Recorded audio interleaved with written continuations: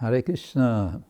On this occasion of His Holiness Trivikram Swami Maharaja's Vyasa Puja, I'm happy to speak a few words in appreciation of him. I always see Maharaj as one of the pillars of our movement. We all appreciate with what I would call fierce determination His Holiness practices Krishna consciousness and gives example for all of us to fulfill the mission of his spiritual master, of our spiritual master, His Divine Grace, A.C. Bhaktivedanta Swami Srila Prabhupada.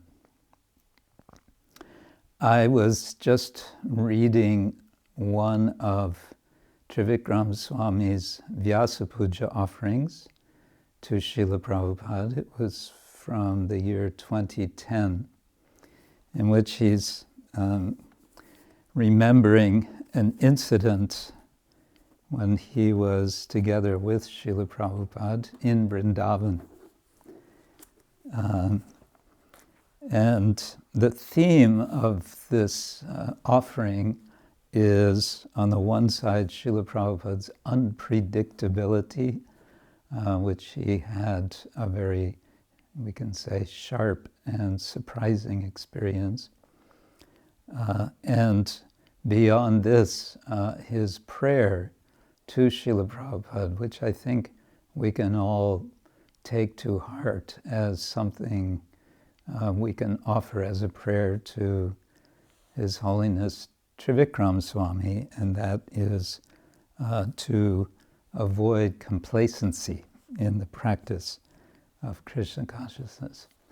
So he's telling about a time when he was speaking with Srila Prabhupada and was a bit lamenting, he says complaining, that devotees in Japan had been deported from Japan unnecessarily, in Trivikram Swami's explanation, that they had behaved in such ways which was not proper, and therefore they were deported. And he explains in his offering that Srila Prabhupada was silent. He was silent for some time. And then he said something very unpredictable. First he says, I did not want that this should happen, that they would be deported. Then he looked at me, said, okay, you can go back there.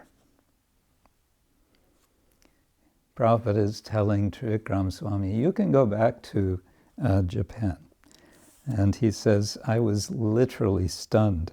I had no desire to return there. But soon I was on a train leaving Vrindavan, heading to Delhi to catch a plane to Tokyo. And then he concludes the offering, and I think this is very something we can all appreciate in relation to Trivikram Swami's mood. He says, now, without your personal presence, we are missing that element of unpredictability. We tend to fall into our comfort zones and hesitate to take all risk for spreading Lord Chaitanya's mission.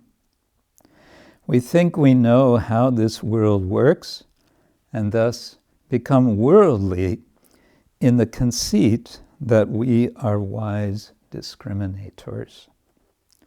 Please shake us out of this complacency and make us fit to do something substantial in assisting you in your mission.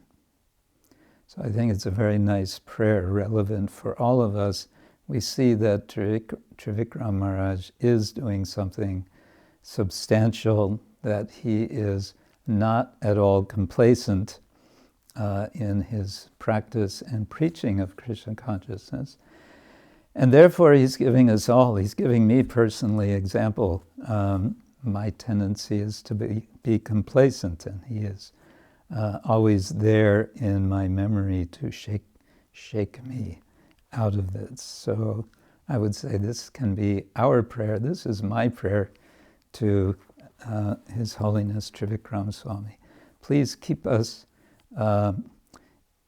tightly in the shade of Srila Prabhupada's lotus feet by keeping us uncomplacent so that we can do something substantial in the mission of Srila Prabhupada, in the mission of Chaitanya Mahaprabhu.